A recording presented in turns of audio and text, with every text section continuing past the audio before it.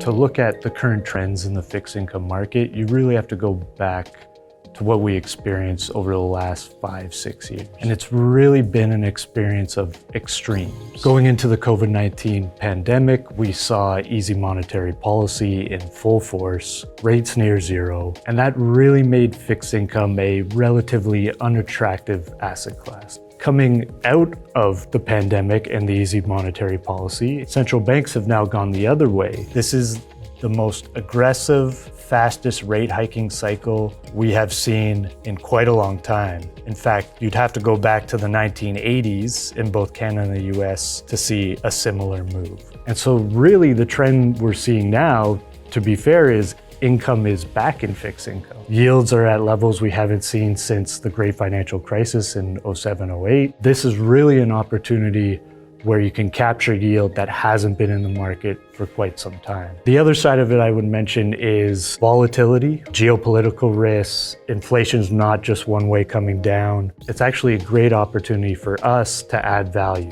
find areas where the market's got it wrong, and capture those returns for our clients.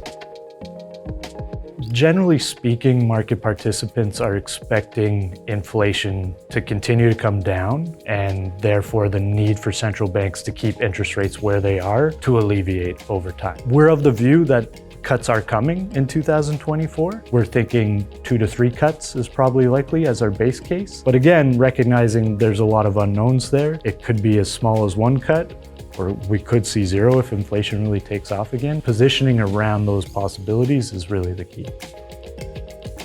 With the backup in yields, right now we can actually construct a really attractive income portfolio without taking very much risk. And the perfect example is the short end of the yield curve, so call it 5 years and in. We can generate a yield right now north of 4% without taking hardly any credit risk, if any credit risk at all, in government bonds. That's an opportunity we have not had for quite a long time. That's the kind of baseline that we're building portfolios around, and that's exciting for us. The other element that we're really excited about is duration. If you believe we're closer to the point of rate cuts, this is where fixed income markets really show their upside. And as we see a reversal in interest rates, fixed income markets, bonds, and hopefully our portfolios as well, should be able to generate returns that look almost equity-like in nature. We're talking closer to 10%. That really gets us excited, the combination of the baseline yield we can generate if nothing happens, and then the upside that comes with when central banks decide to pivot and start cutting rates. The other element really is, as I mentioned earlier, the volatility,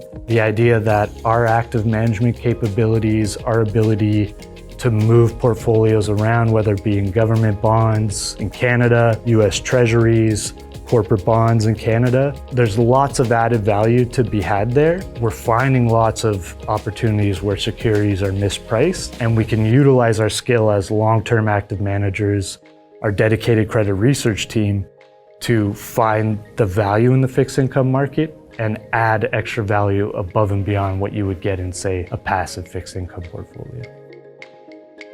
This opportunity set is embedded in all of the portfolios that we manage. This is an opportunity across the market. I would argue if you're someone who's allocating to a balanced fund that includes equities and bonds, you can rest assured that the bond section of this portfolio has that upside and that potential embedded in it. That's really for us an exciting opportunity to talk to clients about almost a bit of a new role that fixed income plays in the total portfolio solution. Because you could see fixed income doing a lot of the heavy lifting over the next 1 to 2 years versus riskier asset classes like equities and alternatives.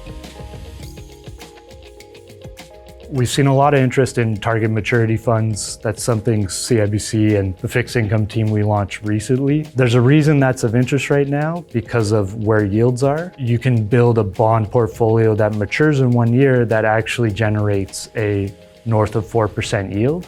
Couldn't do that over the past few decades. That's really of interest for people who have cash management needs, and I would argue it should sit alongside things like GICs and other savings accounts. You get a set maturity, and it's the first time in quite a while where you can actually capture a really attractive yield against that. And that's another solution we would put out to clients as something you start to think about that they haven't thought about over the past few years.